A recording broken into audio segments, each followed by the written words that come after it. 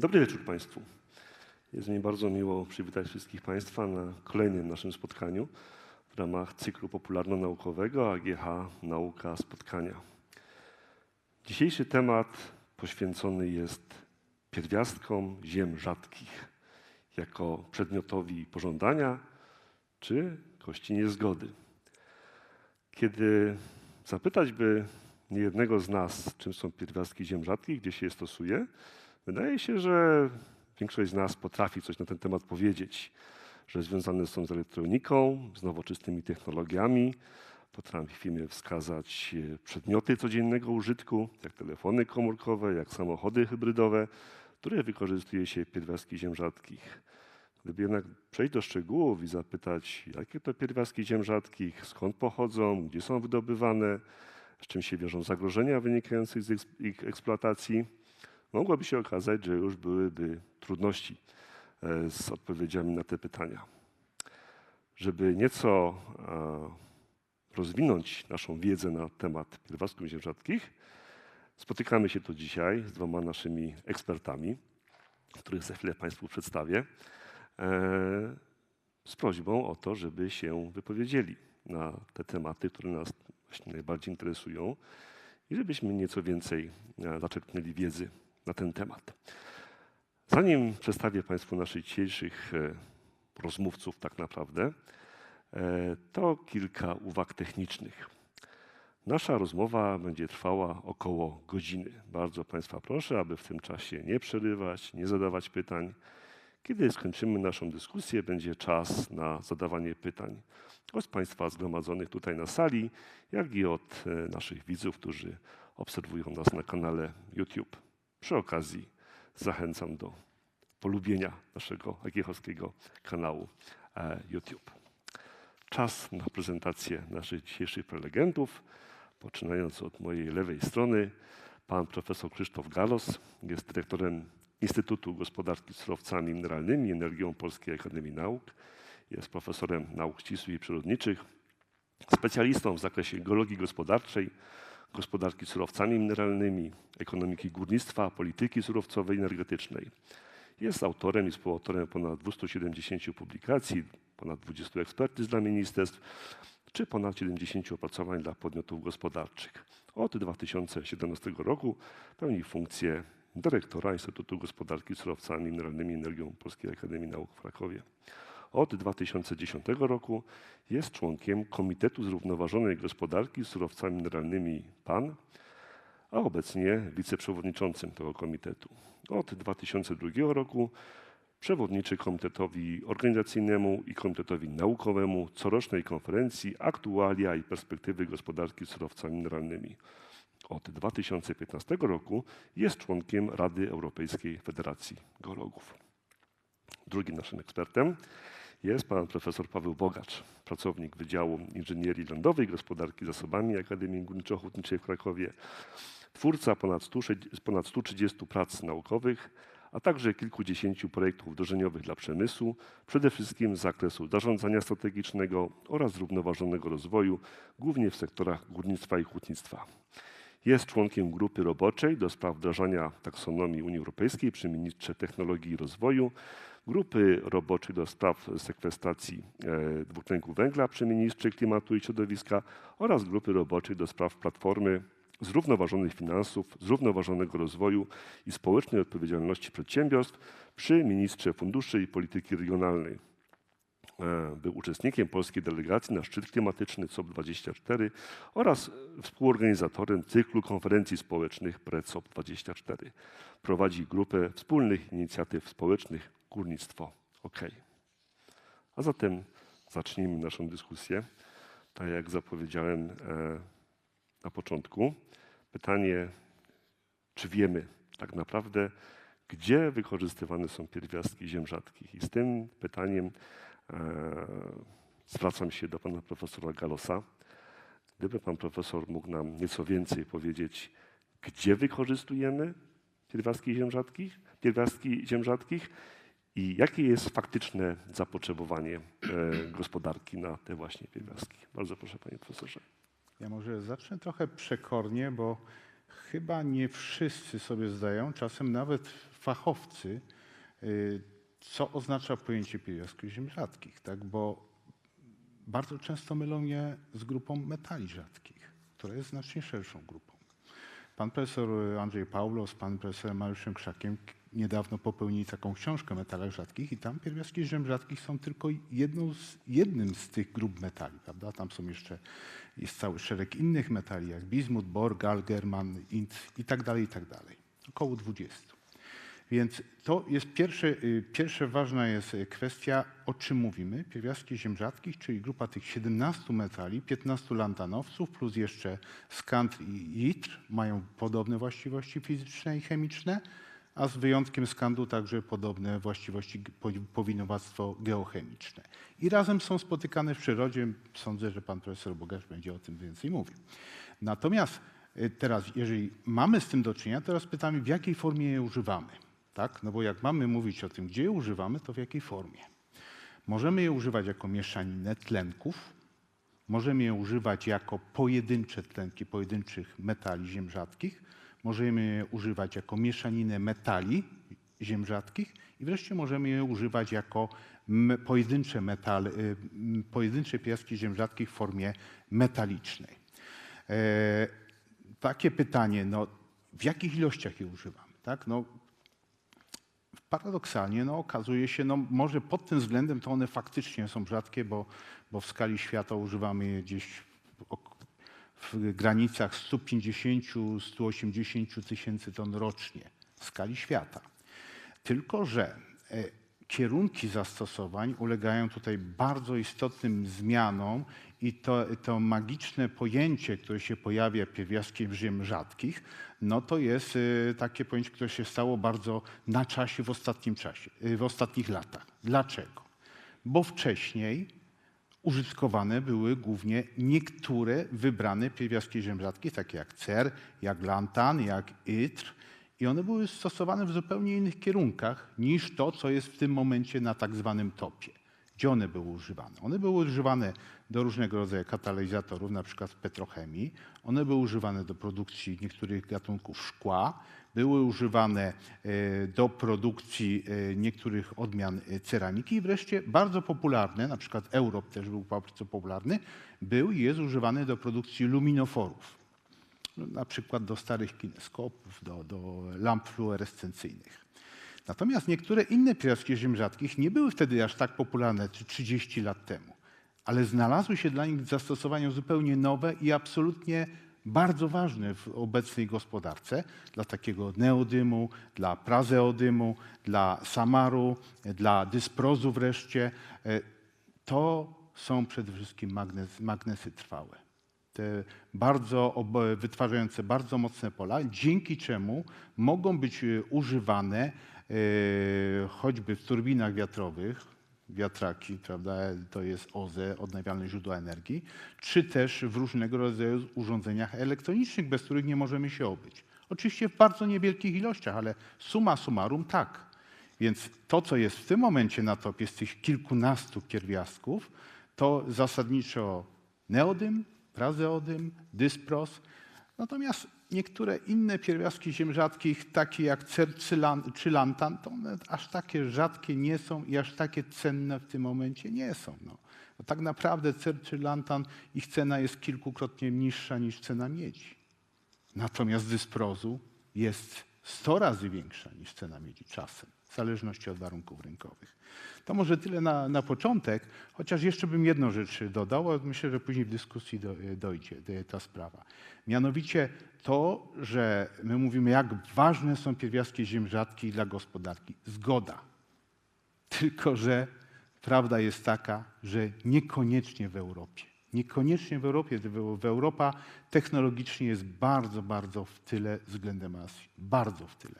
I faktyczne zużycie łączne pierwiastków ziem rzadkich w Europie to jest maksymalnie 3–4%. I to właśnie w tych tradycyjnych zastosowaniach do produkcji szkła, luminoforów czy katalizatorów. Ale do magnesów trwałych w minimalnym stopniu. To jest w Azji. Ta produkcja jest w Azji przede wszystkim. Dziękuję bardzo. Dziękuję bardzo. No właśnie, wiemy już, gdzie wykorzystać, wiemy, gdzie są wykorzystane, później jeszcze wrócimy do kwestii, jak je odzyskać ze zużytych elementów. Ale zacznijmy od początku. Skąd się biorą pierwiastki ziem rzadkich ze źródeł naturalnych, ze złóż? I to pytanie kieruję do pana profesora Bogacza. Bardzo proszę nam powiedzieć coś więcej na temat tego, jakie są złoża, gdzie występują te złoża, na terenie których krajów, które kraje są najbogatsze pod tym względem i jak kształtuje się przemysł wydobywczy, przetwórczy pierwiastków ziem rzadkich. Dziękuję za to pytanie. Dzień dobry, dobry wieczór, drodzy Państwo. To rzeczywiście jest w dużej mierze, wydaje mi się, połączone z tym, o czym mówił pan profesor przed chwilką. Od razu możemy powiedzieć, że Europa nie jest wielkim rezerwuarem pierwiastków ziem rzadkich i zdecydowana większość złóż, o których wiemy, które znamy, to Azja i Stany Zjednoczone, czy jeszcze szerzej mówiąc Ameryka Północna. Natomiast żeby trochę opisać kwestię rodzajów tych złóż, no to myślę, że musimy tutaj też wrócić do sprawy podstawowej, czyli tego, że jak w przypadku innych również często cennych pierwiastków, tak i tutaj mówimy o dwóch rodzajach złóż, czyli o złożach pierwotnych i złożach wtórnych. W aspekcie złóż pierwotnych mówimy o złożach magmowych, to są głównie karbonatyty, w których RE występują i tam nagromadzenie tychże pierwiastków jest największe. Zdarza się, że w niektórych złożach, głównie złożach w tak zwanej Mongolii wewnętrznej, czyli złożach chińskich, może dochodzić nawet do 20% nagromadzenia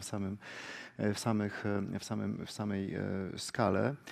I rzeczywiście są to te złoża pierwotne dla pierwiastków ziem rzadkich. Tego typu złoża, poza Chinami, które zdecydowanie pod tym kątem dowodzą, można powiedzieć, w rankingu tych krajów o największym nagromadzeniu właśnie złóż pierwotnych. Tego typu złoża obserwujemy również w Australii i pewne nagrodzenie w zakresie gór skalistych, głównie w obrębie Stanów Zjednoczonych, ale również Kanady, od Kalifornii aż po okręg Seattle. I to są złoża pierwotne, to są głównie karbonatyty. Tutaj też od razu warto zauważyć, że bardzo często towarzyszą im również złoża uranowe i złoża torowe, więc złoża pierwiastków promieniotwórczych, co nie będzie bez znaczenia dla późniejszych naszych opowieści o tym, dlaczego jest to dużym wyzwaniem. Złoża, które też można pod takim kątem właśnie eksploatować. Natomiast pierwsza zasadnicza grupa złóż i najbogatsze złoża pod tym kątem to właśnie karbonatyty. Poza tym mamy również złoża wtórne, złoża, które powstały poprzez przede wszystkim erozję tych pierwotnych złóż. I tutaj też ich nagromadzenie jest bezpośrednio związane z miejscami, gdzie obserwujemy złoża pierwotne. Oczywiście nie w najbliższej okolicy, ale w związku z postępującą erozją, głównie rzeczną i dostaniem się tych pierwiastków w okolice, przede wszystkim wybrzeży. To są ciekawe obserwacje, bo mówimy o tak zwanych placerach, czyli złożach, które koncentrują się albo na plażach bezpośrednio, albo w obszarach bardzo blisko zlokalizowanych samych mórz. I tutaj takie obserwacje i takie złoża obserwujemy w Australii, właśnie w Stanach Zjednoczonych, Kanadzie, ale biorąc pod uwagę Azję, to przede wszystkim Indonezja i Sri Lanka. To są miejsca, w których te złoża są najmocniej rozpowszechnione. To, co ważne, te złoża, mimo tego, że rozległe, są dużo uboższe w pierwiastki ziem rzadkich i to też powoduje, że oczywiście z ich bilansowością, ich podejściem do eksploatacji będzie troszkę inaczej. To od razu też może też tutaj powiem, że przy okazji tych złóż pierwotnych najczęściej mamy do czynienia albo z pojedynczymi, albo z niewielką ilością kopalni odkrywkowych, natomiast przy okazji eksploatacji właśnie placerów, czy trzeciej kategorii złóż, najbiedniejszych, jeśli chodzi o nagromadzenie tego, czy tych pierwiastków zasadniczych, czyli glinek, to w tym aspekcie rzeczywiście ta eksploatacja jest prowadzona na większej ilości, przy większej ilości kopalni odkrywkowych, na mniejszej nieco powierzchni, ale w aspekcie bardziej rozproszonym. I właśnie ta trzecia kategoria złóż to glinki adsorpcyjne. To są dosyć specyficzne glinki, nie obserwujemy ich tutaj w naszych regionach geograficznych. Glinki adsorpcji jonów, glinki, które są w stanie zachowywać w sobie odpowiedni układ jonowy, w tym zakresie właśnie dla pierwiastków ziem rzadkich. Ich powstanie również ma charakter i ma genezę związaną ze złożami właśnie wtórnymi, a więc są nagromadzeniem tylko w innym materiale, bardziej związanym właśnie z materiałem ilastym, materiałem glinowym. W tamtym układzie, w tym pierwszym, o którym mówiłem w zakresie złóż wtórnych, czyli placerach, mamy zdecydowanie materiał bardziej przepuszczalny i bardziej piaskowy. To są te trzy główne źródła, te trzy główne złoża, typy złóż, o których tutaj możemy mówić, czyli powtórzmy, w złożach pierwotnych karbonatyty, natomiast w złożach wtórnych placery, czyli takie złoża przybrzeżne, piaszczyste, często właśnie związane z plażami, i złoża glinek o charakterze glinek adsorpcji jonów. To w aspekcie geologii. Tak jak powiedzieliśmy sobie, i tutaj odnosząc jeszcze raz do tego, o czym powiedział pan profesor, wcześniej te złoża znajdują się w Azji i głównie w Ameryce Północnej. Wydaje się, że to jest też naturalny powód, dla którego to właśnie Chiny, bo mówiliśmy tutaj o złożach w Mongolii wewnętrznej, ale na drugim miejscu Australia i na trzecim miejscu Stany Zjednoczone są największymi producentami górniczymi tego typu produktów. Chiny to około 60%. Mniej więcej szacuje się, że Australia 15%, Stany Zjednoczone około 10%. Natomiast te brakujące procenty, które tutaj, jak Państwo szybko możecie sobie zanotować, nie sięgają 100%, wiążą się z faktem, że Chińczycy są w dużej mierze właścicielem również innych złóż i innych przede wszystkim kopalń, tychże złóż eksploatujących na tych złożach w tej części świata, czyli właśnie w Azji.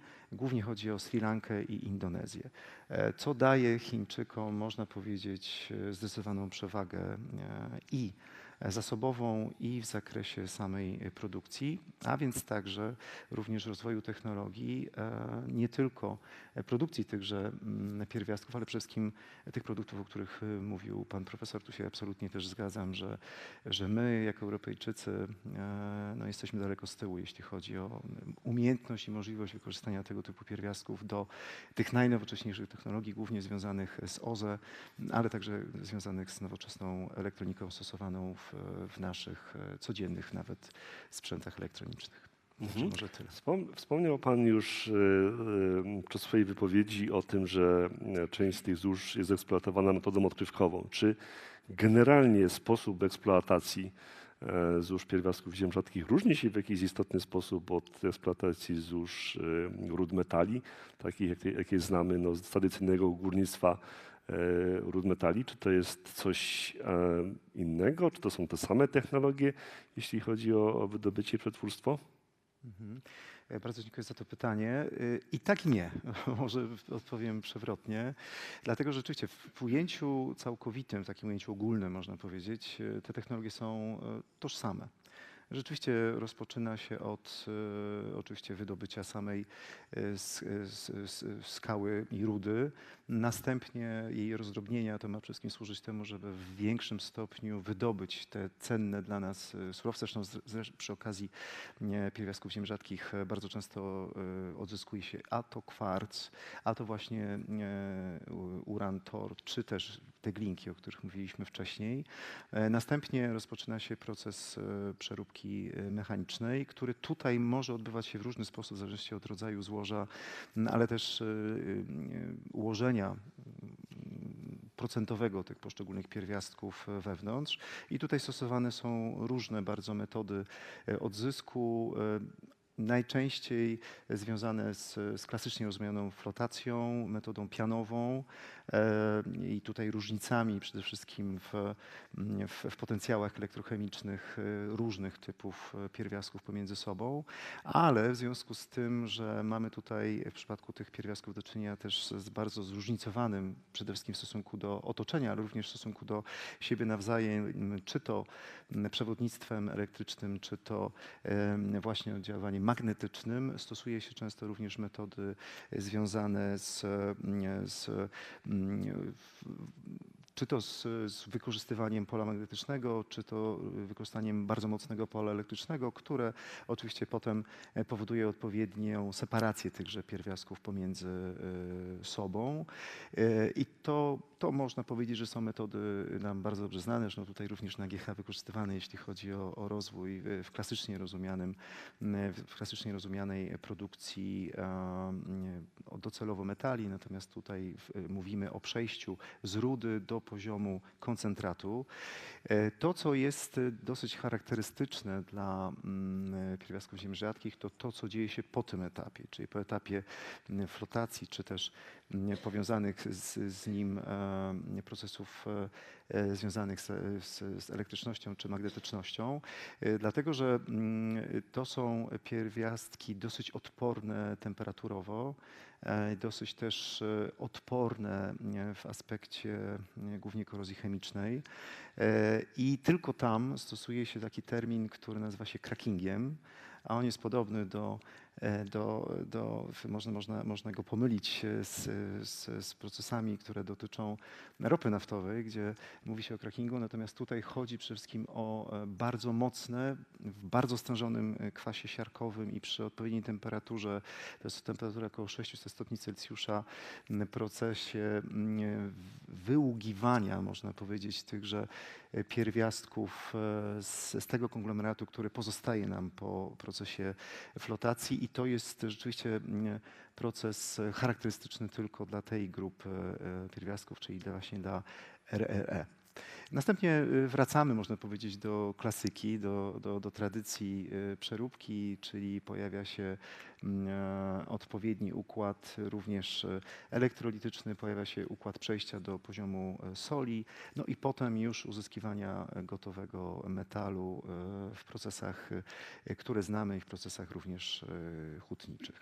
Więc w ogólności jest to bardzo podobne i oczywiście te technologie są nam również tutaj znane, natomiast bardzo charakterystyczne dla tych pierwiastków jest przede wszystkim zużywanie dużej ilości odczynników chemicznych, dużo większej niż w przypadku innych typów, można powiedzieć, substratów dla metali. To wiąże się z ich wysoką odpornością właśnie na tego typu odczynniki. Z drugiej strony ich niewielkie stosunkowo nagromadzenie, zwłaszcza w tych złożach wtórnych, powoduje, że myślę, że o tym będziemy jeszcze mówić później, bo tutaj pan profesor wskazywał właśnie na efekty środowiskowe związane z tą produkcją, ale ilość wody, którą rzeczywiście musimy tutaj zużyć w tych poszczególnych fazach procesu technologicznego jest rzeczywiście bardzo, bardzo, bardzo wysoka i to są takie dwie, można powiedzieć, zasadnicze różnice, no może natury bardziej ilościowej niż jakościowej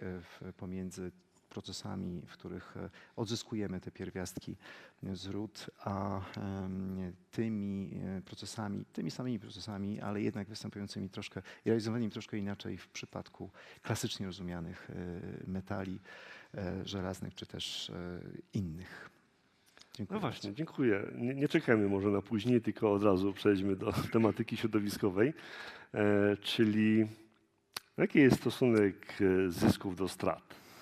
Zysku wynikającego z pozyskiwania pierwiastków ziem rzadkich i wysokiej ceny, jak już wiemy, nie wszystkich, do strat i czy faktycznie możemy tu mówić o stratach wynikających z wpływu na środowisko właśnie ze względu na używanie tak zwanej ciężkiej chemii. Chciałbym poznać opinię pana profesora na ten temat. Jak pan ocenia, jak tutaj czy faktycznie możemy mówić o realnym wpływie na środowisko, o zagrożeniach dla środowiska, czy faktycznie nowe inwestycje wzbudzają protesty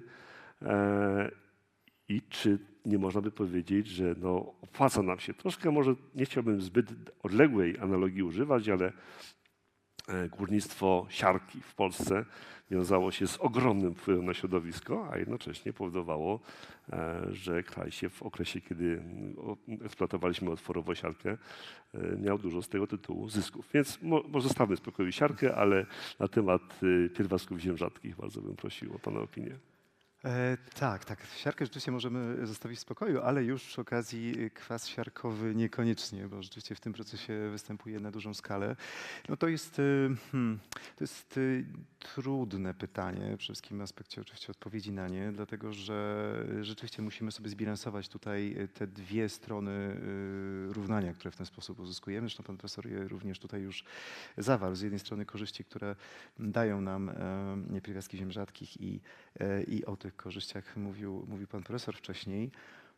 I zdecydowanie, biorąc pod uwagę to, w którą stronę zmierza świat, a niektórzy mówią wciąż, że zaczyna zmierzać świat, czyli aspekt głównie związany z dekarbonizacją i szukaniem rozwiązań pozwalających ją przeprowadzić jak najbardziej skutecznie, jeśli chodzi przede wszystkim o produkcję energii ze źródeł odnawialnych.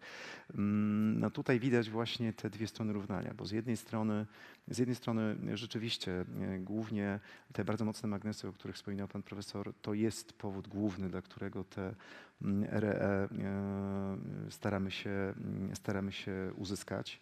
I zdecydowanie to jest największy, najbardziej rozwinięty kierunek wykorzystania RE, głównie w zakresie neodymu na świecie. I to na pewno jest ten plus, który związany jest po prostu w sposób bezpośredni ze zwiększającym się zapotrzebowaniem na energię elektryczną. I to głównie właśnie w tamtych częściach świata, bo wiecie Państwo doskonale, że w tym roku rodził się 8-miliardowy członek naszej społeczności. No i oczywiście każdy z nas zużywa, tak jak zużywa surowce, tak w tym wypadku również, czy zużywa różne produkty, tak w tym wypadku zużywa również energię elektryczną. No i patrząc na to z tej strony, rzeczywiście możemy powiedzieć, że pozyskiwanie pierwiastków ziem rzadkich ma uzasadnienie, bo rzeczywiście one pozwalają nam na to, aby tą produkcję energii w tym ujęciu zwiększać. Natomiast jest druga strona równania i o ile ta pierwsza była bardzo i jest do tej pory bardzo mocno pokazywana przez świat, głównie właśnie przez Stany Zjednoczone i przez Azję. I tutaj wracając już do kwestii kosztów, głównie kosztów środowiskowych, no niestety trzeba powiedzieć, że pomimo tego, co mówi się o pierwiastkach ziem rzadkich i ogólnie można powiedzieć o tak zwanych raw materials, critical raw materials, czyli tych pierwiastkach krytycznych, tak tam, tak i tu te koszty środowiskowe są wysokie, jeśli nie powiedzieć, że bardzo wysokie. Ja nie chcę nawet tutaj odnosić się do kwestii śladu węglowego, bo oczywiście to jest zawsze kwestią tego, jak wygląda głównie miks energetyczny kraju, w którym rzeczywiście ta energia będzie powstawała i jak to jest wszystko z punktu widzenia rzeczywiście tworzenie tej energii zasilane, ale musimy wiedzieć, że średnio, oczywiście uśredniając te kwestie do poziomu całej tej grupy, wyprodukowanie 1 kg metali związanych właśnie czy opartych na ziemiach rzadkich to mniej więcej 1000 m3 wody zużytej właśnie w tych procesach głównie flotacyjnych i tych procesach oczyszczających. I to jest poziom, jeśli odnosząc się tutaj chcielibyśmy na przykład do kwestii wody, ilości wody wykorzystywanej do produkcji miedzi, czyli klasycznie rozumianego również w Polsce produkowanego przecież metalu, to jest poziom 5-krotnie wyższy. A jak wyglądać mogą zbiorniki perflotacyjne? Możemy obserwować również w Polsce przy okazji zbiornika Żelazny Most, który jest pierwszym widocznym przez człowieka zbudowanym produktem na naszym terytorium z kosmosu. Więc jest to naprawdę bardzo duży zbiornik. W tym wypadku tej wody potrzebna jest jeszcze kilka razy więcej. I to jest pierwszy powód, dla którego nie do końca można powiedzieć, że jest to produkcja zrównoważona środowiskowo, albo przynajmniej należy powiedzieć, że to zapotrzebowanie po prostu na wodę jest tutaj niezwykle wysokie. Musimy też wiedzieć oczywiście, że ta woda nie jest później w takim układzie, jak ją dodaliśmy, oddawana, więc ona zawiera te wszystkie zanieczyszczenia, które po drodze właśnie zostały do niej wprowadzone przy okazji produkcji. No i to powoduje, że praca nad takim nad takimi odpadami, tutaj odpadami ściekowymi, jest bardzo trudna, nawet można powiedzieć, że niezwykle trudna i w wielu sytuacjach, to wszystkim obserwujemy w Chinach, do tej pory szacuje się, że około 40% takich zbiorników poflotacyjnych nie zostało poddanych w ogóle jakiejkolwiek rekultywacji, a wręcz nie do końca nawet poznano jakość tego, co tam w środku się znajduje. Więc to pokazuje, że jest to element no, niezwykle istotny. I może stawiając to już tutaj jako jeden z wątków, wrócimy jeszcze do wątku drugiego w aspekcie środowiskowym. Mówiliśmy tutaj na początku o tym, że produkcja tego typu produktów, jak produkty właśnie związane z metalami, z pierwiastkami ziem rzadkich, związana jest również z dużym nagromadzeniem przede wszystkim uranu i toru. I to są nagromadzenia, które pozwalają nam wykorzystać ten tor i uran gospodarczo. I to można oczywiście wskazać jako plus. Natomiast biorąc pod uwagę promieniotwórczość tych pierwiastków, no, oczywiście ona objawia się już w całym procesie produkcji i z tego tytułu i z punktu widzenia środowiskowego, i z punktu widzenia ludzkiego, bezpieczeństwa pracowników, jest to temat niezwykle istotny i niezwykle trudny również do odpowiedniego zabezpieczenia, bo to są ilości, jak powiedzieliśmy, które pozwalałyby na wykorzystywanie tego typu ród jako rudy uranowe czy torowe. Więc jest to kolejny aspekt dotyczący środowiska. Ja nie będę już tutaj odnosił się do kwestii takich, które zawsze będą wiązały się z działalnością górniczą, bo będziemy musieli i musimy oczywiście rozumieć to, że działalność górnicza, tak jak każda ludzka, ale ta również może nawet bardzo mocno wpływa na środowisko, bo jednak kształtujemy to środowisko i wchodzimy w głąb skorupy ziemskiej. Natomiast reasumując jeszcze raz te dwie kwestie, ilość wody, jaką potrzebujemy i ilość głównie toru i uranu, która powstaje jako dla nas produkt uboczny w procesie produkcji samych metali, jest rzeczą, która rzeczywiście, wracając do tego równania, pozwala się mocno zastanowić, czy korzyści, które mamy z pierwiastków ziem rzadkich, są rzeczywiście i metali ziem rzadkich, są tutaj na tyle duże, że jesteśmy w stanie nimi przykryć te no, niezwykle wysokie koszty środowiskowe, to trzeba sobie jasno powiedzieć, które z ich wydobyciem się wiążą. Oczywiście tutaj można wprowadzać jeszcze jeden wątek, ale pewnie też będziemy jeszcze się zastanawiali quo vadis, tak, w górnictwo tego typu produktów, bo rzeczywiście to trzeba zbilansować i to trzeba określić jako pewien rachunek z tymi dwiema stronami, o których starałem się jak najlepiej powiedzieć. Dziękuję. Czy ja mógłbym Bardzo od proszę. trochę innej strony Bardzo ten proszę. temat jeszcze potraktować? Od takiej strony, że my w Europie próbujemy być bardzo ekologiczni, ograniczać emisję CO2, rozwijać odnawialne źródła energii. W przypadku odnawialnych źródeł energii w Europie, tak jak jest jej potencjał, to są głównie dwa czynniki, no może w Polsce jeszcze biomasa, ale to jest dyskusyjne, ale są dwa. Energia wodna w niektórych krajach i energia z wiatru. Energia z wiatru oznacza, że potrzebujemy komponenty do produkcji tych turbin wiatrowych. Jednym z najważniejszym, kluczowym komponentem są właśnie magnesy neodymowe.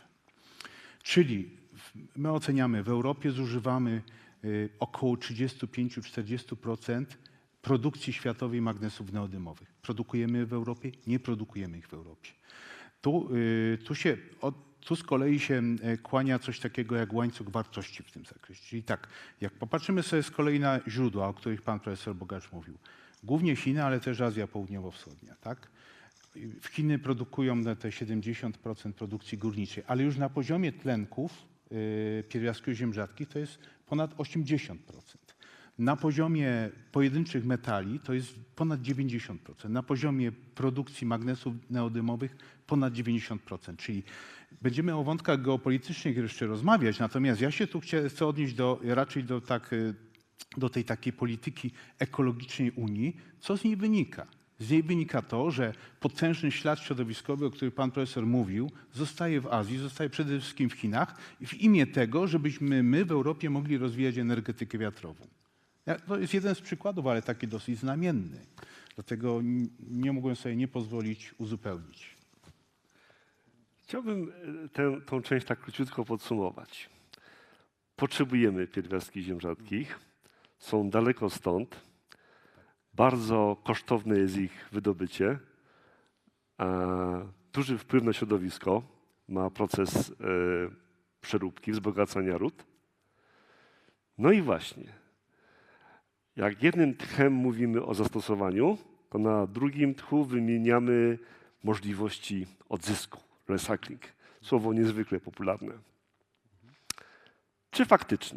Czy faktycznie mamy osobne niemalże dyscypliny, prawie że naukowe, mówi się o górnictwie miejskim. Chciałbym pana profesora Galosa zapytać o kwestię recyklingu. Jak wygląda kwestia recyklingu? Czy jest opłacalne? Czy możemy pierwiastki ziem rzadkich odzyskiwać tylko z przedmiotów, w których się one znalazły po zastosowaniu? Czy również z odpadów przeróbczych, z eksploatacji przeróbki innych kopalin? Mówi się nawet o odzysku pierwiastków ziem rzadkich z wody morskiej. I teraz tak, z jednej strony temat, który mogłoby się wydawać, moglibyśmy mu poświęcić osobną dyskusję. A z drugiej strony, czy na pewno ten recykling to jest aż tak szeroki temat? Panie profesorze, bardzo proszę o pana opinię. No to zależy, jak na to spojrzymy w perspektywie czasowej, bo jeżeli popatrzymy na chwilę obecną, no to można powiedzieć, że jest bardzo kiepsko albo w ogóle zero, niemal zero. Ale nie ze wszystkim. No to jak popatrzymy na te pierwiastki ziem rzadkich, które używane są tradycyjnie od lat, takie jak IT, Europe, CER czy Lantan w kineskopach, w lampach tych fluorescencyjnych, notabene produktach, które wychodzą z użytkowania, tak? To przez lata rozwinięto technologię ich odzysku przynajmniej częściowego. Bo niestety nie uciekniemy od tego, że część tych metali tak czy inaczej ulegnie rozproszeniu. Ale jaki to jest poziom tego odzysku? W najlepszym przypadku dla Europy 30 parę procent. Tego, co zostało włożone do danego wyrobu, jest odzyskiwane z takiego kineskopu czy lampy fluorescencyjnej.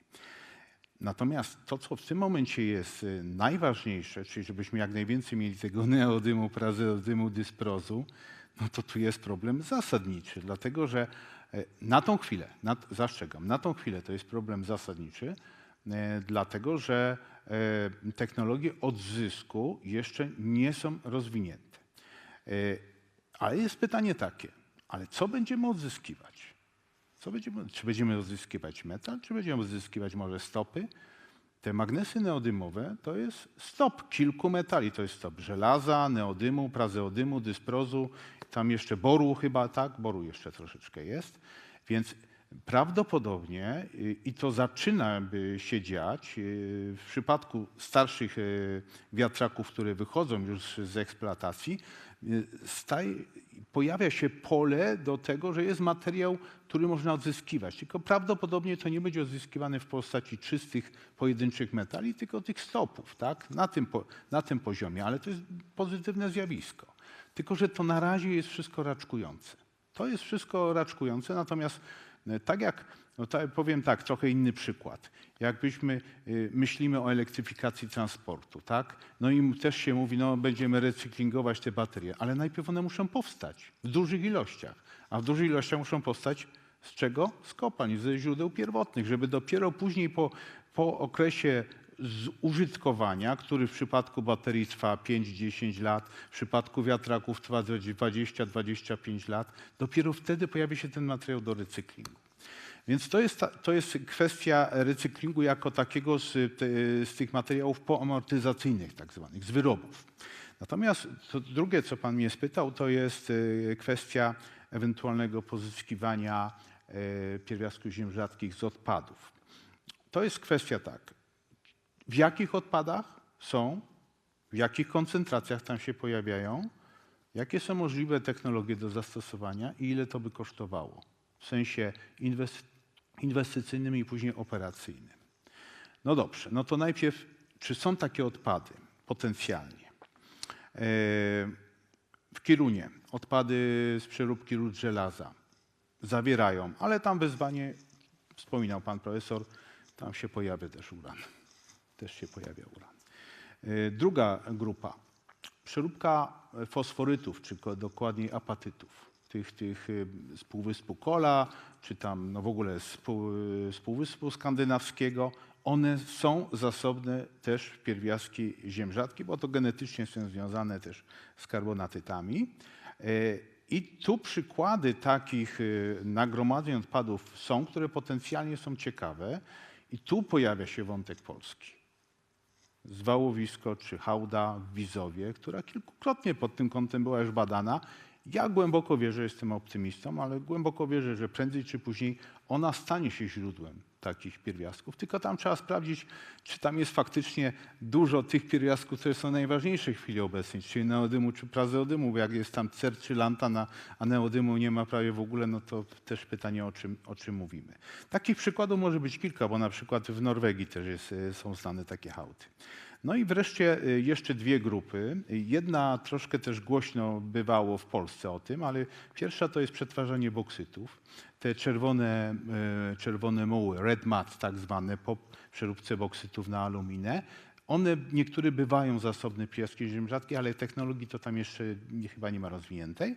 No i drugie, pewne koncentracje pierwiastków ziem rzadkich są w niektórych odmianach węgli kamiennych, także i w Polsce. Tylko co się okazało, nawet pewne badania, kilka grup badawczych w Polsce robiło, te koncentracje po spaleniu węgla, w popiołach po spaleniu węgla, one są wciąż na tyle niskie, że to z technologicznego punktu widzenia ok, z ekonomicznego punktu widzenia nie i prawdopodobnie nigdy nie. Nie przesądzałbym do końca, ale raczej byłbym tutaj ostrożny. Kolejną rzeczą jest to, że to są procesy recyklingu zawsze tego typu materiałów, takich czy innych, odpadowych czy tych poamortyzacyjnych są bardzo złożone. Tak samo jak w przypadku produkcji ze źródeł pierwotnych. To nie jest prosta technologicznie produkcja. To jest produkcja bardzo złożona i bardzo wymagająca także od strony środowiskowej. Więc też rodzi się pytanie o, nazwijmy to, o bezpieczeństwo środowiskowe tego typu procesów. Jak to wszystko złożymy, to na razie wniosek jest taki, ja upraszczam tutaj, tak, bo trzeba każdy przypadek rozpatrywać osobno. Ale wniosek jest taki, że w tym momencie to my w Europie, specjalnie jak chodzi o odpady, nie mamy perspektyw ekonomicznego wykorzystania, wdrożenia takich technologii na skalę przemysłową, bo się to po prostu nie opłaca. No tylko jest pytanie, no kiedy się będzie opłacać, to pewnie o tych wątkach geopolitycznych to jeszcze za chwilę zejdziemy, prawda, bo to różnie może być na rynku tych metali ziem rzadkich. To wtedy zobaczymy, co będzie się działo. No właśnie. W takim razie nie czekajmy na później, tylko przejdźmy. Obaj panowie profesorowie już wspomnieli o wątkach geopolitycznych. Tytuł naszego dzisiejszego spotkania mówi o przedmiocie pożądania jakości niezgody. W jaki sposób zagadnienie, tematyka wydobycia, produkcji pierwiastków ziem rzadkich może być zdajemy sobie z tego sprawę, instrumentem nacisku ze strony kraju, który ma największe zasoby, w którym się ta produkcja odbywa, na kraje, które mają zapotrzebowanie na substrat do produkcji, no właśnie, czy do produkcji, czy tak naprawdę do pozyskiwania gotowych produktów z kraju, gdzie jest prowadzona eksploatacja. Jak ta kwestia wygląda? To jest kolejny temat, który się wydaje, że wszyscy są ekspertami. Wszyscy wiedzą, jednym tchem mówią, tak, oczywiście jesteśmy uzależnieni od Chin. Jak to jest naprawdę, panie profesorze? Bardzo proszę. Tak, bardzo proszę. No to jest kwestia, o której można mówić kilka godzin, natomiast no, postaram się przynajmniej kilka wątków uchwycić. Po pierwsze, jak mówimy o pierwiastkach ziem rzadkich, to prawda jest taka, że my importujemy w formie tlenkowej czy metalicznej tych pierwiastków ziem rzadkich do Europy kilka tysięcy ton. Natomiast w produktach przetworzonych, na przykład w tych magnesach, ocenia się, że my używamy ich w Europie kilka razy więcej. Więc tak naprawdę do nas przychodzi ten surowiec, te surowce w formie już przetworzonej, w formie półproduktów, tak? w formie komponentów do konkretnych urządzeń. Taka jest prawda, więc my jesteśmy na tym pułapie, jeśli chodzi o pierwiastki ziem rzadkich, uzależnieni. Nie na etapie samych pierwiastków, tylko na etapie produktów czy półproduktów, których te pierwiastki, takie jak neodym czy dyspros, są komponentem. Więc to jest jedna rzecz. Druga sprawa to jest specyficzne podejście Chin, które no jest rozwijane w ostatnich 20 paru latach. Oczywiście, raz, że jest to kraj bogaty w różne złoża kopalin, między innymi także no, słynne Bajanowo, ale no, także złoża tej gliny adsorpcyjnych w południowych Chinach. No i kilka jest innych przykładów, takie jak grafit, jak wolfram, gdzie też Chiny absolutnie zmajoryzowały rynek światowy. Ale do tego dochodzi jeszcze jedno zjawisko. Ja powiedziałem tak, produkcja górnicza Chin w przypadku pierwiastków rzadkich, no powiedzmy 70%, ale już produkcja przetworzonych surowców 85 do 90%, czyli oni jeszcze ściągają te surowe koncentraty z krajów na przykład Azji Południowo-Wschodniej i u siebie przetwarzają. No, kwestie środowiskowe to jest inna sprawa, o której tu już była mowa, nie? Ale przetwarzają. Dzięki temu mają w ręku 90% tych materiałów w skali świata. Tak? Dlaczego tak się dzieje? No to jest, ja bym powiedział tak, no to jest dyskusja, wchodzimy na ideologiczne, geopolityczne, polityczne tematy. Dlaczego tak się dzieje? Między innymi dlatego, że wyznacznikiem tego, jak się rozwija rynek surowcowy, jest to, gdzie się opłaca najtaniej produkować surowce. No i przez lata to było tak, że Chiny, tak? No Chiny. A później doszło do tego, że w roku 2010, kiedy jeszcze Japonia czy Korea, jeśli chodzi o magnesy trwałe, zużywały 40% światowej produkcji tych magnesów, które były eksportowane częściowo w formie magnesów, częściowo w formie pierwiastków ziem rzadkich do Japonii i do Korei, z Chin, nagle ten proces, nie powiem, że stanął, ale wprowadzono takie narzędzie jak kwoty eksportowe. Czyli przykładowo, operujmy jakimiś liczbami. Jeszcze w roku 2009 eksporty tych pierwiastków ziem rzadkich z Chin był powiedzmy rzędu 60-70 tysięcy ton rocznie. W roku 2010 wprowadzona kwota eksportowa 35 tysięcy ton rocznie. To spowodowało oczywiście ogromne zamieszanie na rynku. Jakbyście Państwo zobaczyli, co się działo z cenami tych pierwiastków ziem rzadkich, one osiągnęły poziomy nigdy nie notowane i prawdopodobnie nigdy w przyszłości nie będą notowane. Niektóre z tych pierwiastków stały się nagle, może nie z dnia na dzień, ale z miesiąca na miesiąc stały się 50-100 razy droższe niż poprzednio. Oczywiście to wróciło do uspokojenia, bo rynek musiał jakoś się ochłonąć, ale to była też sytuacja taka wtedy, gdzie Chiny majoryzowały produkcję górniczą. Tak? Mountain Pass czy ta kopalnia w Australii, Mountain Pass na pewno była zatrzymana, bo się nie opłacało, bo Chiny dawały tańszy produkt. I nagle się pojawia sytuacja, że Chiny ograniczają dostawy do innych użytkowników tych surowców. No to się stało asumptem do otwierania z powrotem, czasem z powrotem, a czasem nowych kopalń, czasem z powrotem tych, które były czasowo zamknięte, tak jak właśnie Mountain Pass w Stanach Zjednoczonych. Więc ten czynnik takiej gry surowcowej, które uprawiają Chiny, uprawiały i uprawiają, jest bardzo, bardzo istotny. I on nie dotyczy tylko pierwiastków ziem rzadkich. Proszę Państwa, co się dzieje w ostatnich miesiącach? Ostatnie miesiące nie mówi się o takich bardzo rzadkich metalach jak gal czy german. I nagle znów to jest zmajoryzowana ta produkcja przez Chiny. W Europie kiedyś była produkcja galu germanu, nie opłacała się, została zlikwidowana. W tym momencie nagle następuje całkowite wstrzymanie eksportu tych metali z Chin. Nie, że ograniczenie, w ogóle wstrzymanie. To jest rodzaj pewnej gry surowcowej, którą Chiny prowadzi i gospodarka chińska prowadzi z resztą świata. Na rzecz czego? Na rzecz tego, żeby sprzedawać produkty wysoko przetworzone, bazujące na tych surowcach. Czyli ta wartość dodana ma zostać w Chinach, no a reszta gospodarki to niech się martwi. A my jesteśmy tylko biedni użytkownicy, którzy będą się cieszyć z tego, że będą mieć produkty w dużej mierze chińskie na tej bazie, a nie europejskie, japońskie czy koreańskie. Mniej więcej to do tego prowadzi. Przynajmniej na razie. Tak to wygląda. Nie wiem, jak pan profesor uważa.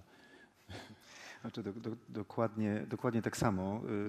Zresztą widać to i to nie tylko po samych Chinach. Od zawsze produkty surowcowe rozpoczynające łańcuchy wartości były elementem, no, może trzeba to sobie jasno powiedzieć, w dawnych czasach przede wszystkim wojen i o to toczyły się wojny. No niestety, mimo tego, że czasy się zmieniły, może tych wojen jest nieco mniej, ale one wciąż są i one najczęściej właśnie dotyczą tego typu kwestii z jednego prostego powodu, no tego, o którym pan profesor też tutaj powiedział. To są zasoby rzadkie, więc jeśli są potrzebne do wytwarzania produktów, no to zawsze będą i dostępność do nich będzie decydowała o tym, co na rynku danych produktów się dzieje. No i teraz biorąc pod uwagę fakt, że oczywiście technologie się zmieniają i przechodzimy w aspekcie tego, jaka jest waga poszczególnych pierwiastków, poszczególnych produktów z produktu na produkt. Oczywiście czasami pojawiają się pewne cykly koniunkturalne, które nakazują nam wracać do pewnych tematów i z tego poziomu bardzo niskiego wychodzić znowu na poziom wysoki i tak dalej. I to wszystko fluktuuje. To no, warto też wiedzieć, że sposobem na to, żeby w jakiś sposób uzależnić resztę odbiorców, w tym wypadku świata, od produktu, jest skupienie po swojej stronie, w swoich rękach, to niekoniecznie są ręce geograficzne i swój kraj, ale inne miejsca na świecie, gdzie lokalizuje się tą własność, jak najdłuższą, jak największą ilość ogniw w tymże łańcuchu wartości po to, żeby zminimalizować szanse na to, żeby ktoś był w stanie oderwać się od naszej technologii. Tak było od zawsze i to absolutnie widać. No tutaj oczywiście pan profesor przedstawił to na przykładzie pierwiastków ziem rzadkich i to, że mówimy o ziemiach rzadkich też powinno nas pod tym kątem zastanowić, bo rzeczywiście to wygląda dokładnie tak. Ja się z panem profesorem absolutnie zgadzam. No właśnie, następną rzecz, jaką chciałem zapytać, to jak się uniezależnić, jak zdywersyfikować źródła. No ale teraz pytanie czego? Skoro przynajmniej przemysł europejski nie jest może do końca przygotowany do tego, żeby pozyskiwać tylko i wyłącznie, no właśnie, tlenki i metali i produkować, tylko raczej oczekujemy półproduktów co najmniej, a najlepiej produktów. Czy jest zatem jakiś sposób, żeby się, to już pan profesor Bogacz wspomniał o tym zwiększeniu długości łańcucha, czy jest jakiś sposób, żeby się uniezależnić od źródła, czyli od Chin, w jakiś inny sposób móc pozyskiwać półprodukty czy produkty, a nie być uzależnionym od polityki prowadzonej przez Chiny? To jest tak. To mi się przypomina to, co pan profesor promuje, górnictwo OK. No właśnie OK albo niekoniecznie w Europie OK. Dlatego, że przecież w Europie są projekty i to takie całkiem ciekawe, jak te Nurasier w Szwecji, która jest dobrze rozpoznanym złożem pierwiastków ziem rzadkich, ród pierwiastków ziem rzadkich. Są jeszcze większe złoża na Grenlandii. Tak? To w ogóle no, Półwysep Skandynawski, tam jeszcze trochę mniejszych. Ostatnio w Kirunie przecież też stwierdzono bardzo znaczące ekonomiczne koncentracje na północ od głównego ciała tego ród żelaza. Więc ta perspektywa, zwłaszcza w północnej Europie, jest. Tylko nawet w przypadku tego projektu Nurasier, który jest najbardziej zaawansowany, jeśli chodzi o przygotowanie, rozpoznanie, kwestie uwarunkowań środowiskowych i byłoby najbliżej do jego uruchomienia, to nawet tam to się nie dzieje. Mimo że akurat Skandynawia jest takim miejscem, gdzie ludzi jest mało, wydawałoby się, że łatwiej kopalnię otworzyć, ale nie dzieje się to. Ale to jest jedna rzecz. No druga, załóżmy nawet, że te kopalnie by powstały, tak? Jedna czy druga, czy w Szwecji, czy na Grenlandii. To mamy dopiero jeden element, tak? A w tym łańcuchu wartości to trzeba jeszcze mieć całe know-how technologiczne, jak to przetwarzać, jak te rudy przetwarzać, tak? A co mają w swoich rękach przede wszystkim Chińczycy. Więc Ścieżka tu jest daleka do tego. Ja nie mam tutaj dobrej takiej wiadomości czy prognozy. Może pocieszające jest to, że jak już nam się uda w przypadku pierwiastków ziem rzadkich i tych magnesów trwałych rozwinąć naprawdę sektor energetyki wiatrowej do jakichś tam naprawdę dużych poziomów, to wtedy wydaje mi się, że recykling tych magnesów może być na poziomie 70-80% docelowo. Więc później już tylko uzupełniać trochę surowcowo, a tak to 70-80% mogłoby być z recyklingu surowców wtórnych. Ale za 20-25 lat, nie teraz. Najpierw trzeba te wiatraki z czegoś zbudować. I tu za bardzo nie widzę możliwości. Nawet gdyby kopalnia powstała, taka w Szwecji czy w Grenlandii, zanim ona powstanie, zanim zostanie uruchomiona, zanim technologie zostaną wdrożone przetwarzania tego na wysoko specjalizowane surowce i półprodukty, to musi minąć znów kilkanaście lat. No minimum kilkanaście lat, więc w tym momencie to ja się boję, że jesteśmy skazani w tym aspekcie na Chiny, chyba że ma pan lepszy pomysł. Niestety nie mam. Znaczy nie mam w zakresie pierwiastków ziem rzadkich. W ogóle mam takie wrażenie, że to nie jest oczywiście żadna ślepa uliczka, bo to jest absolutnie bardzo potrzebna kategoria produktów i pod tym kątem należy rozwijać i też nasze kompetencje i organizować się w oparciu o nasze złoża. Natomiast patrząc na to raz od strony jednak absolutnego zmajoryzowania rynku przez Chińczyków i nie tylko w aspekcie zasobowym, ale i technologicznym posiąścia przez nich właśnie podstaw i tak naprawdę w zdecydowanej większości tychże technologii. Jeśli połączyć to jeszcze z jedną rzeczą, o której tutaj chwilkę rozmawialiśmy, ale to też trzeba sobie jasno powiedzieć.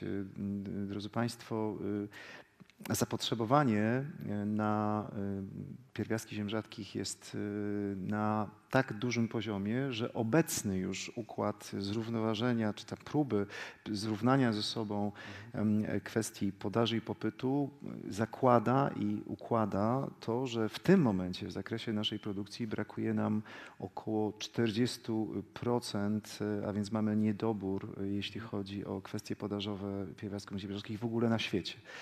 Jeśli na to wszystko nałożymy kwestię zwiększającego się zapotrzebowania na energię i to głównie w tamtej części świata, biorąc pod uwagę to, że w tamtej części świata są zlokalizowane zasoby i tam jest zlokalizowana technologia, śmiem twierdzić, że nie mamy, nawet nie żadnej średniej uda, ale nie mamy żadnych szans, żeby stać się tutaj mocnym graczem po stronie właśnie pierwiastków ziem rzadkich.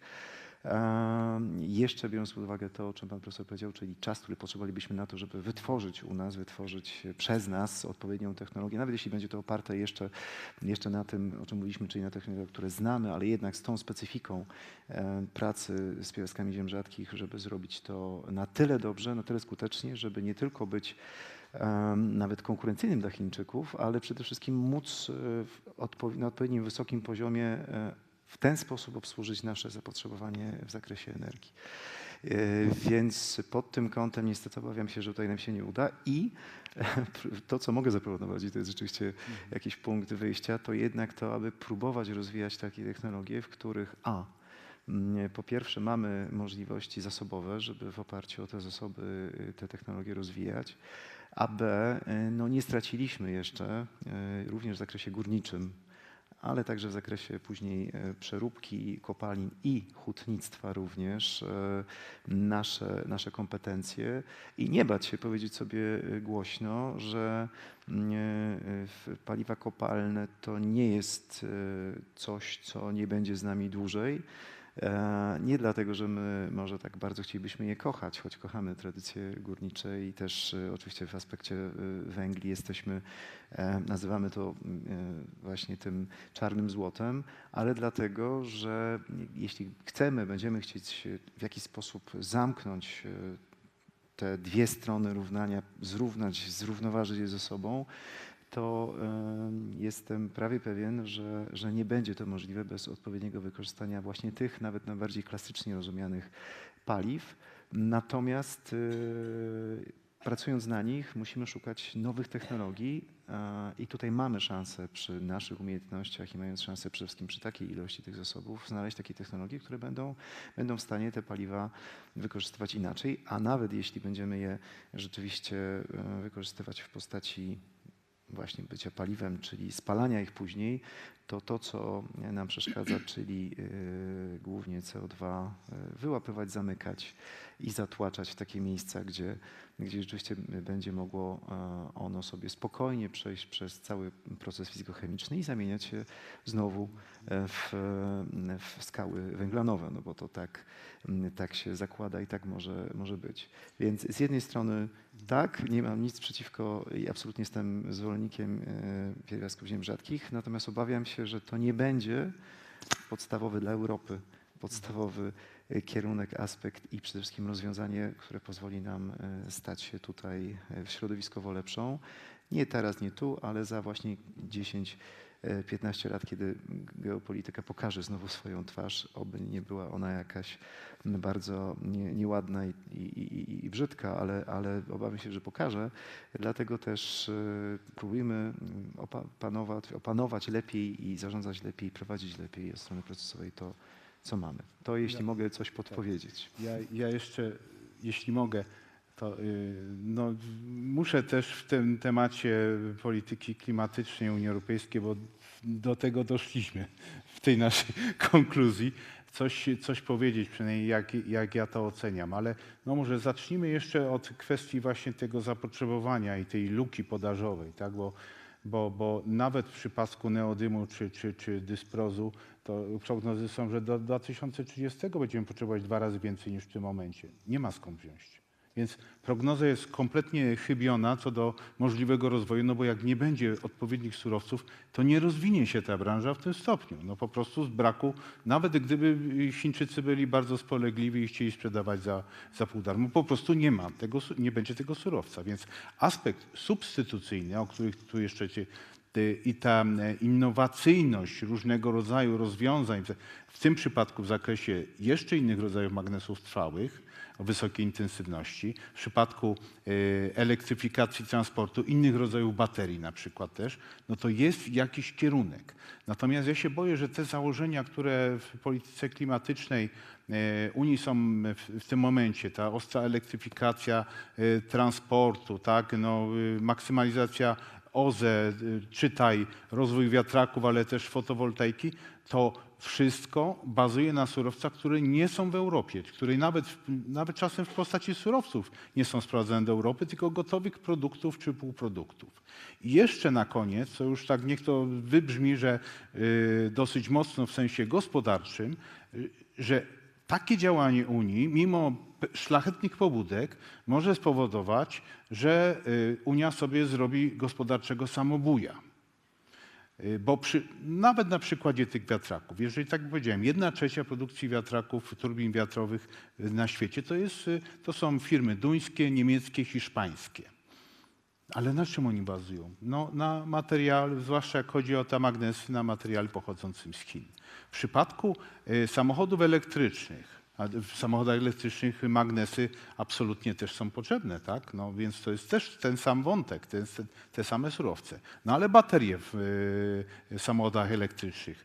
W większości te surowce, w zdecydowanej większości pochodzą spoza Europy. Nie tylko z Chin, prawda, bo jeszcze Ameryka Łacińska, lit, a kobalt z Konga, no ale jednak wszystko jest spoza Europy.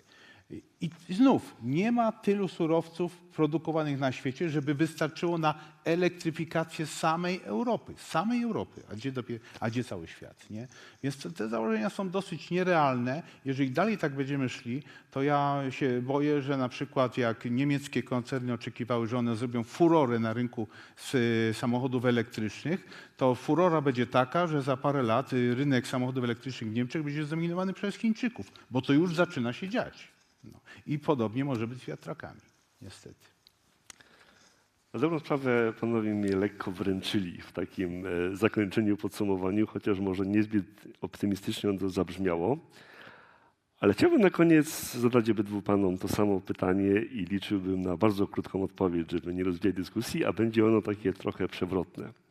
Czy wobec tych problemów, o jakich tutaj mówimy, stać nas w sensie, czy możemy sobie na to pozwolić, trochę to ujmuję w cudzysłów, na zatrzymanie postępu technologicznego.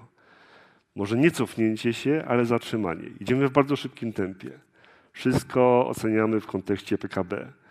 Czy stać nas na to jako, górnolotnie powiem wręcz gatunek ludzki, na to, żeby przyhamować, żeby zatrzymać, żeby postęp nie szedł tak mocno do przodu? To jest trochę pytanie, może z zakresu filozofii wręcz, ale chciałbym usłyszeć waszą krótką odpowiedź. Czy stać nas na to, żebyśmy przyhamowali? Właśnie tego się nie da w sposób krótki odpowiedzieć, ale to może ja tylko jeden wątek tu poruszę.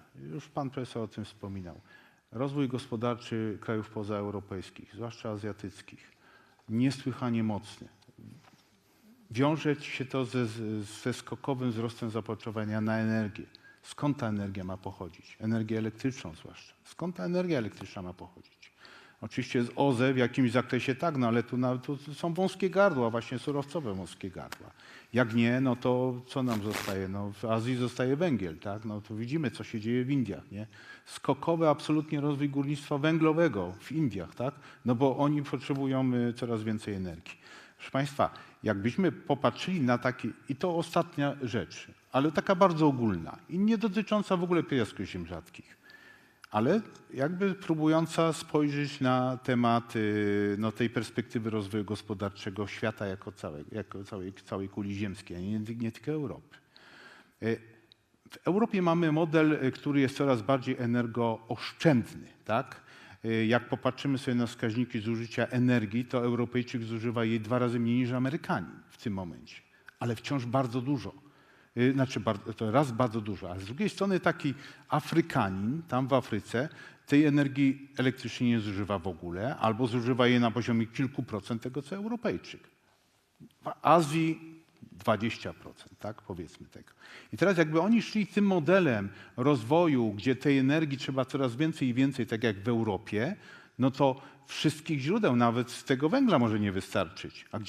A gdzie polityka klimatyczna?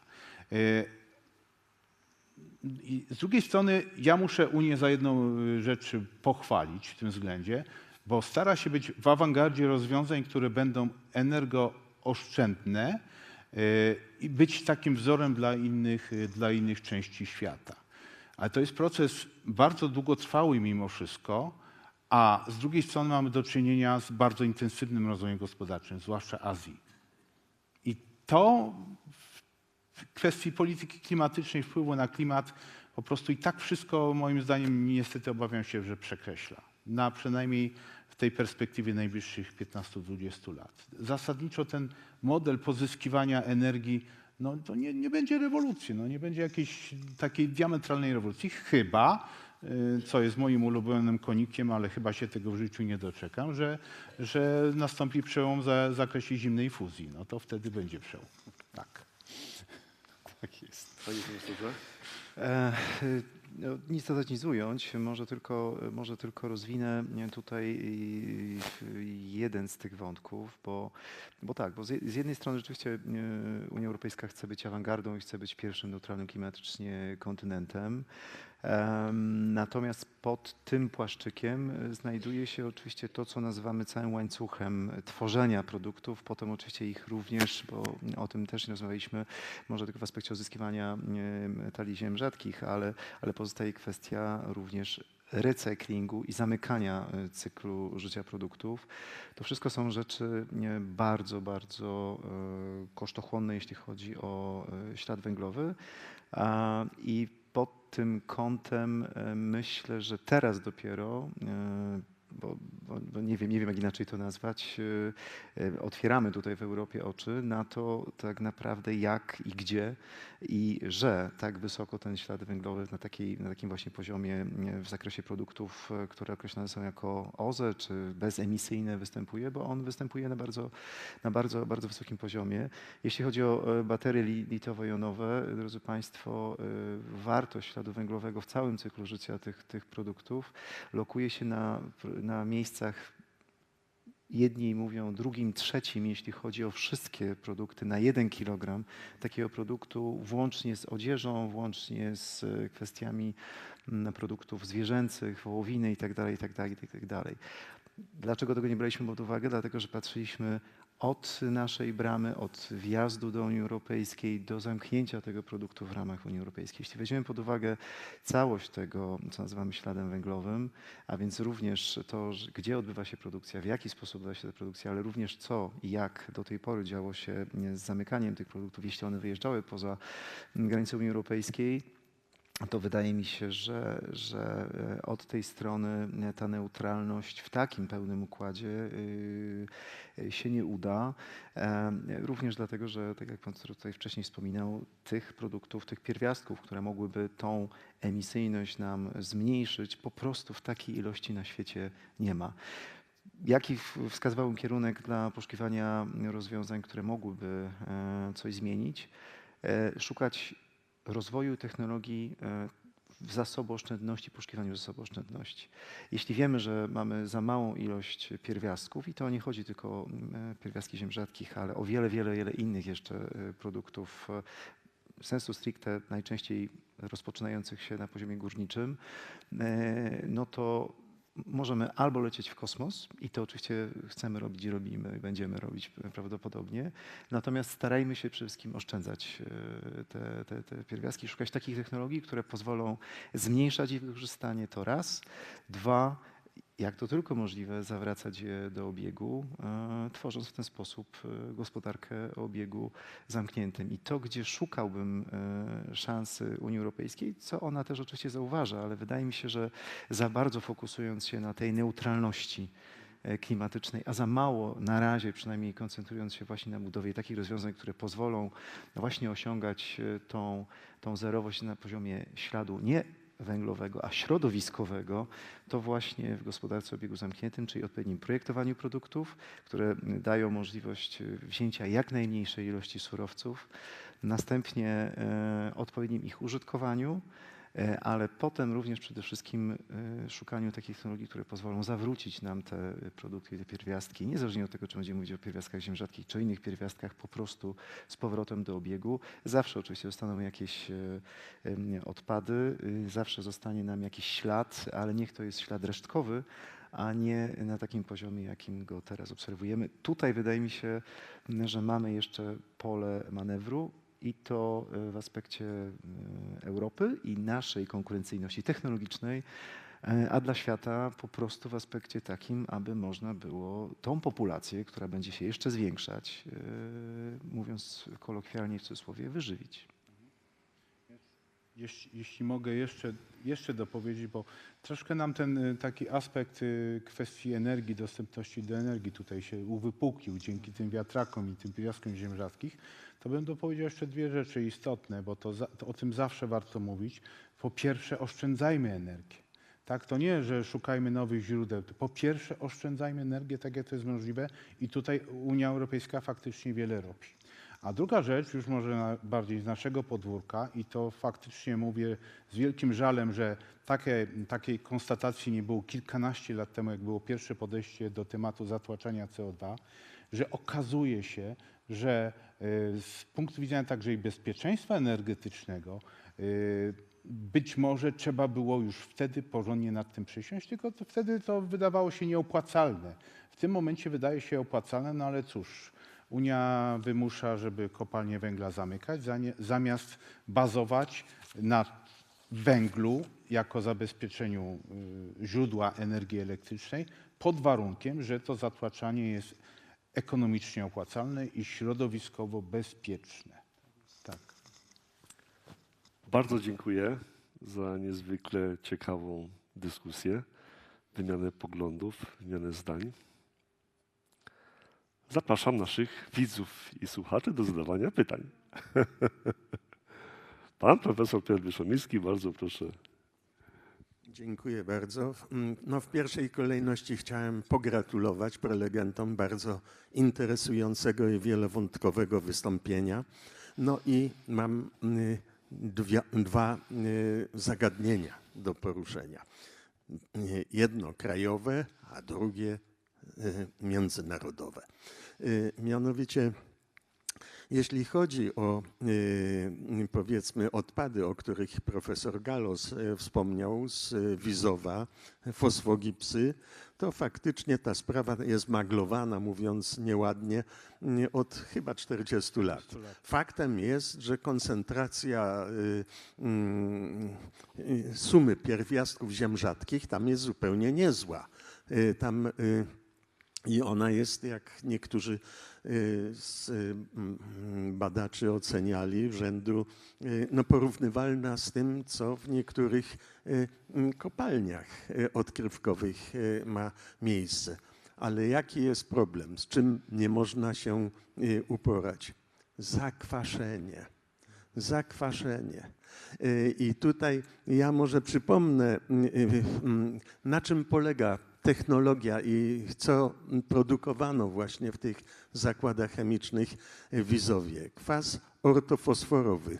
A to być może, że tutaj w naszym gronie są jacyś chemicy i technologia produkcji kwasu ortofosforowego jest bardzo prosta.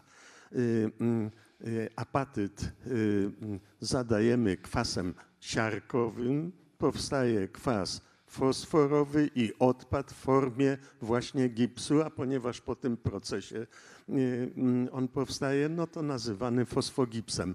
Ale niestety w tym fosfogipsie są resztki kwasu. I to jest ten zasadniczy problem, bo tutaj metoda stanie się opłacalna wówczas, jeśli ten gips, który stanowi tą podstawową, przeważającą masę, zostanie do czegoś wykorzystany. Próbowano w latach 80. wykorzystać do produkcji cementu. Wprowadzono jako składnik zestawu do produkcji klinkieru cementowego i rezultat był taki, że powiedzmy po upływie kilku czy kilkunastu dni cała wymurówka pieca obrotowego uległa całkowitemu zniszczeniu w związku z tym resztkami kwasu. No i oczywiście przemysł cementowy już odżegnuje się od zastosowania fosfogipsów i traktuje to jako dopust Boży. A więc gdyby ktoś ten, powiedzmy, kwas, te resztki kwasu, które tkwią w fosfogipsie, zdołał zneutralizować, to jest i w związku z tym nie tylko by się uzyskało pierwiastki ziem rzadkich, ale jeszcze wykorzystało ten gips odpadowy. A więc tutaj w tym tkwi problem. A druga rzecz to moje pytanie. Kilka dni temu zdołałem coś tam zauważyć w internecie, jakąś informację na temat rozdęta bardzo przez dziennikarza, że jakaś kopalnia bodajże Etkin Brook Mine w Stanach Zjednoczonych, która eksploatuje odkrywkowo węgiel kamienny koksujący, że tam stwierdzono bardzo dużą koncentrację właśnie pierwiastków ziem rzadkich i że wartość tej kopalni, albo nabywca kupił za $2 miliardy tam przed kilkoma miesiącami czy przed rokiem, a w chwili obecnej ta wartość już doszła do prawie że 40 miliardów, chyba nie milionów, miliardów dolarów. A więc faktycznie coś tutaj ma się na rzeczy. Czy panowie ewentualnie zetknęli się z jakąś taką informacją, czy to gdyby można było jakieś słowo usłyszeć? Dziękuję. Na tyle, na ile się orientuję. Te koncentracje podobno stwierdzone, one dotyczą nie samego węgla, tylko chyba niżej ległych warstw filastych, czyli byłoby to podobnej natury jak te adsorpcyjne złoża w Chinach, tak? To jest sprawa, która no, pojawiła się i jak to mówią, jak się stwierdzi, że jest jakaś podwyższona koncentracja jakiegoś metalu, składnika, to od razu z tego powstają kokosy. Do tego droga jest odległa. Na pewno trzeba na to spojrzeć jako kolejne potencjalne źródło. Tylko takich potencjalnych źródeł, nawet w przypadku pierwiastków ziem rzadkich, to były dziesiątki czy nie setki, no i z których do realnego wdrożenia do produkcji, no, to jest jak kilka procent takich przypadków, to dobrze, więc okej, to jest, nie wykluczajmy tego źródła, tak? Natomiast no, to bardzo mi się podoba też od razu ta spekulacja na rynku kapitałowym, jak to firma, Piotrze, nie z 2 miliardów, ona z 2 milionów na ileś miliardów podobno wzrosła cena. Ale to proszę Państwa, no to jest znów gra kapitałowa, sprzedawanie różnych informacji mniej lub bardziej wiarygodnych, jak to oddziałuje na wartość danej firmy, która może być junior, a później nagle, jak może być firma junior warta później ileś miliardów dolarów? No bądźmy poważni, no to jest po prostu czysta, w tym aspekcie to jest czysta spekulacja. Natomiast co do tego złoża jako potencjalnego, złoża węgla kamiennego jako potencjalnego źródła także pierwiastków ziem rzadkich, niczego wykluczyć nie można, no tylko droga daleka. No, przecież Amerykanie też nie mają technologii przeróbki tego typu kopaliny, prawda, póki co, bo mają ich Chińczycy. No. Dziękuję bardzo. Czy mamy kolejne pytania?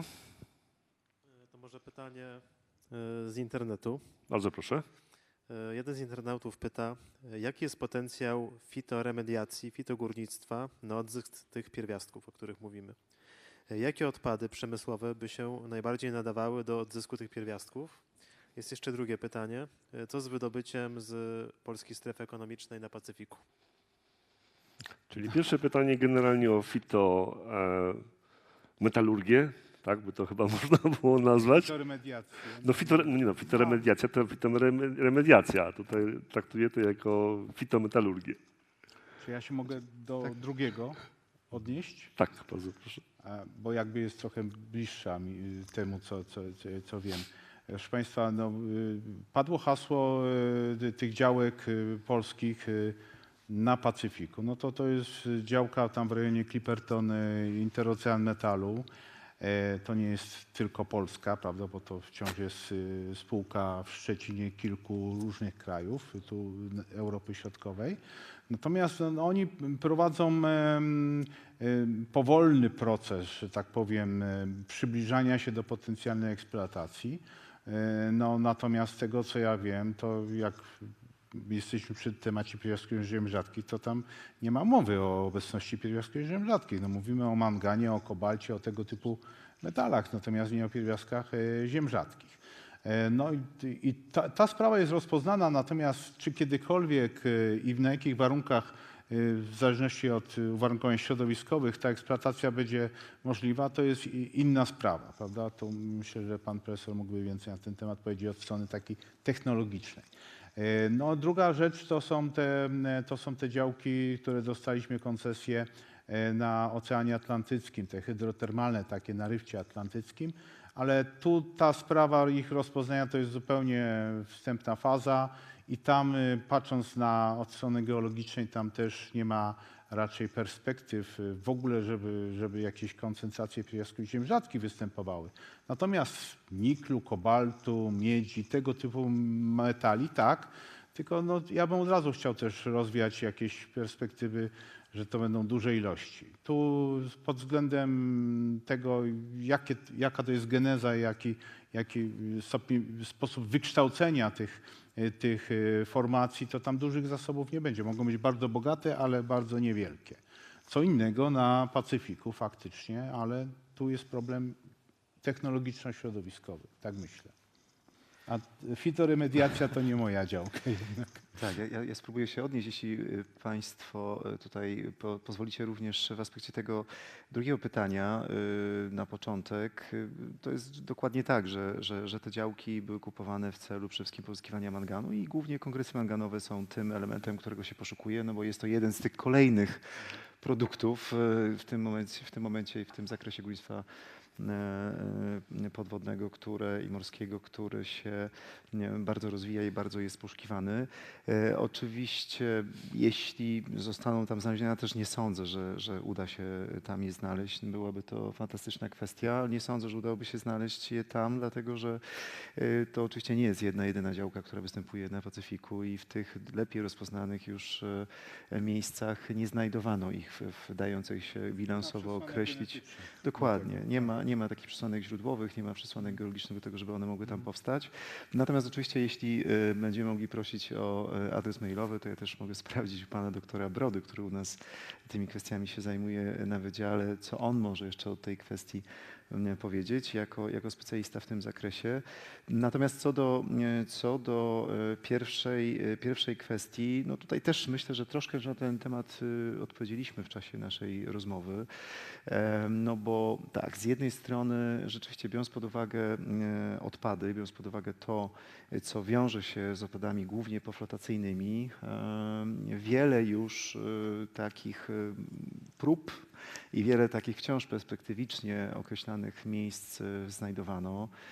Szukano tego i właśnie w Żelaznym Moście, szuka się tego na hałdach pogórniczych po eksploatacji węgla kamiennego. I oczywiście to nie jest tak, że tam tego nagrodzenia w ogóle nie ma. Oczywiście te ilości, które tam znajdujemy, są ilościami, które mogą pozwolić na stwierdzenie, że jakieś nagromadzenie tych pierwiastków ziem rzadkich występuje, natomiast w żadnym z nich do tej pory, i życzmy sobie, żeby to oczywiście udało się zmienić, do tej pory nie udało się znaleźć tak dużego nagromadzenia, żeby można było od strony bilansowości ekonomicznej podjąć taką eksploatację. Natomiast co do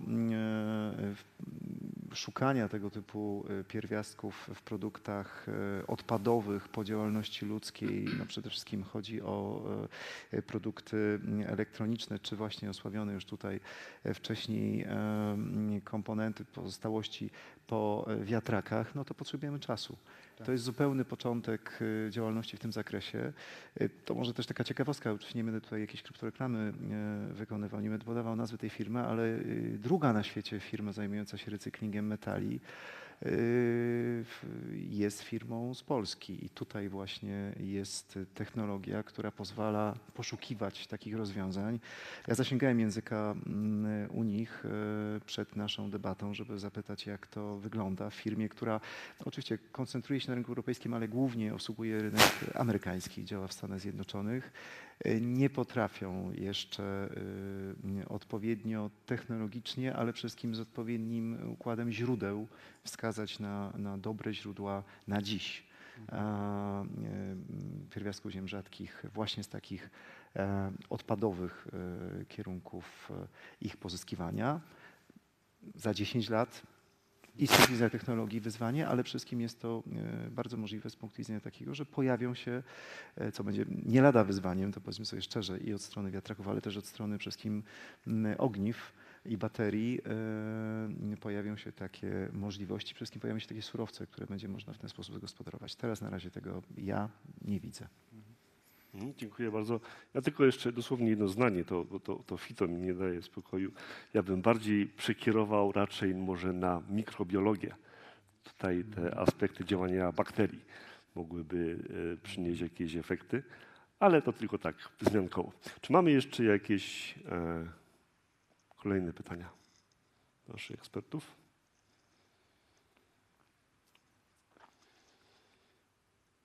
Nie widzę pytań z sali. Domyślam się, że również na kanale YouTube. Na czacie nie pojawiło się żadne pytanie. A zatem dziękuję jeszcze raz naszym ekspertom. Dziękuję bardzo Państwu, tym, którzy są obecni live i online na naszym spotkaniu.